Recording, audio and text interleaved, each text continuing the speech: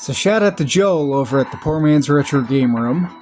He did two recent videos. The first one, he talked about 5 NES games that made him a gamer, and then he did a follow-up game titled 5 Genesis games that made him a gamer. The Genesis video was responded to by That Nerd Life, so shout out to him. He likewise did one of 5 Genesis games that made him a gamer. And the NES video was actually responded to by RetroGamerNey, so shout out to him as well. So I thought, you know what, with these videos kind of making the rounds, might be kind of fun to do one likewise, except in my case, I think I would like to do one that is, 5 Super Nintendo games that made me a gamer, and then maybe I can also follow that one up with 5 Nintendo 64 games that made me a gamer. So, to start off, we'll talk about the Super Nintendo, which was my very, very first console. I had played a couple games on the PC first, but first actual console that I had was the Super Nintendo. I didn't have a ton of games for it, but there's a few that are very, very special to me. Now, before we begin, I do want to give a quick honorable mention to this game that you see here, the Addams Family. This is one that's, I pretty much own just purely for nostalgia, because in the realms of being a platformer, this game it's tough. I mean, this game is it's just hard. Whoop. Oh no, I lost my little golf ball power-up. That makes life so much harder. Oh boy. Now we gotta try to... How unfortunate I lost my little golf ball power-up. Oh well. That was making my life so much easier. Bonk. So, but yeah, this was one that, try as hard as I might as a child, I never could get too far. I think the furthest I ever made was beating the kitchen and saving Granny. I mean, just this game's wonky hit detection and brutal difficulty. I could never just get that far. This game's just stop-start mechanics similar to Lost Levels. Yeah, this one's always giving me troubles. I still enjoy it. I still have some nostalgia towards the Addams Family, but when it comes to platformers, this one's just hard. So, here we go. Everybody ready? 5 Super Nintendo games that made me a gamer. Number 5, Mighty Morphin Power Rangers, the original one. I grew up as a 90s kid, and I was a huge uber fanboy of the original Power Rangers TV series. And just all things Power Rangers. I had Power Rangers action figures. I had it all. And because of that, one of my favorite beat-em-ups, oddly enough, is actually the original Mighty Morphin Power Rangers. I think part of why I like this game so much, honestly, is just because of its sheer, ease.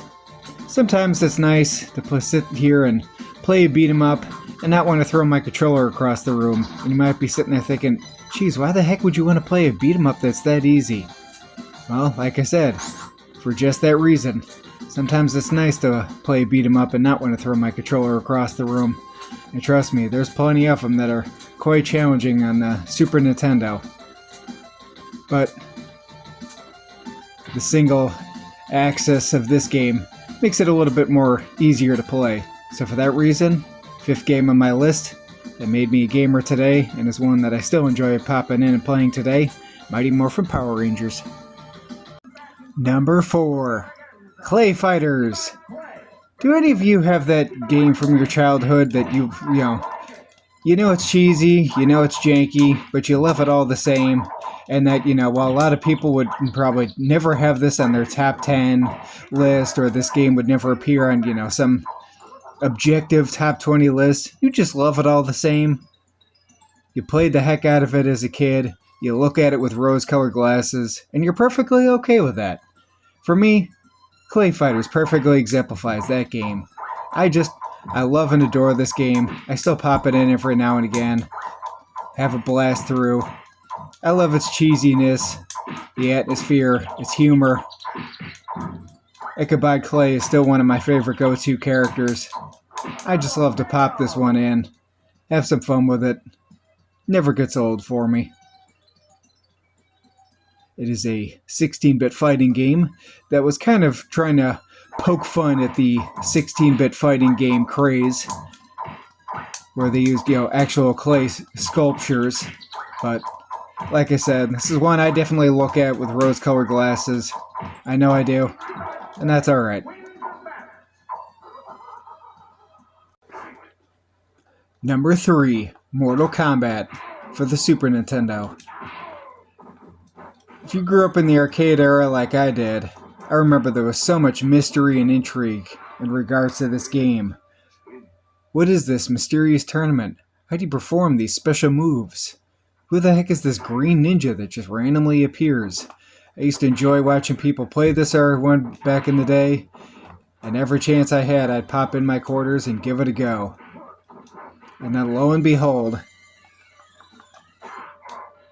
it came out for Super Nintendo, and I begged and pleaded and begged some more from my parents to get it for me that Christmas. And Christmas morning, my parents came through and got me Mortal Kombat for the Super Nintendo. That is a memory I will never forget.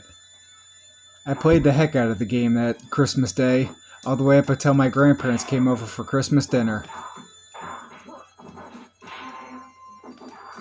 And while I will say that the arcade port is a far superior version of this game, I still randomly enjoy popping this one in and giving it a go every now and again. Number 2, the original Mario Kart. The original Mario Kart will forever have a special place in my heart. Still to this day, it is the only racing game ever that my father and I have played together when I was a kid. And I actually got the chance once when we went on vacation together to pop this one and play with him again. I'll tell you guys a quick story. When I was a kid, my dad and I used to race together in this game, and no matter how hard I tried on the original Mario circuit, he would pick Koopa, I would pick Toad, and I could never beat him. I could usually get him on other courses, but on that course, with that character, I could never beat him no matter how many times we raced and I tried. Fast forward all these years later, well, I finally did. I finally got him. But still, it's always going to be a special memory to me. The fact that one of the first racing games I ever played, and the only racing game I've ever gotten a chance to play with my dad. Love you, Dad. Hope you're well. So, and besides, it's just a solid racing game. I mean, it spawned so many sequels. It pretty much started the entire kart genre. While some people might be partial to F-Zero, for me, Mario Kart's always going to be where it's at. Are you ready for number 1? Can you guess what it's going to be? Number 1, Super Mario World.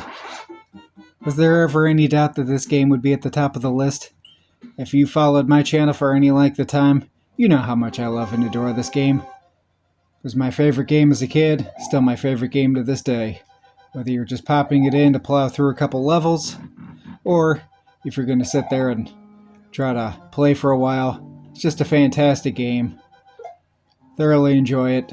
And to anyone out there who says, oh, but geez, this game's too easy, well, what do you say about that? But in all seriousness, I have a challenge then. Go plow through this game with absolutely none of the switches activated and see how far you can get without dying a single time. Let me know. Personally, I find it quite difficult.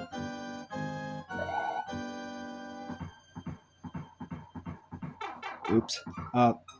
Wow. Yeah, like that. But number 1 favorite game. Love it. Adore it. It's just an awesome game. Hope you guys enjoyed my list, and stay tuned for my top Nintendo 64 5 games that made me a gamer. Thanks for watching, everybody, and until next time.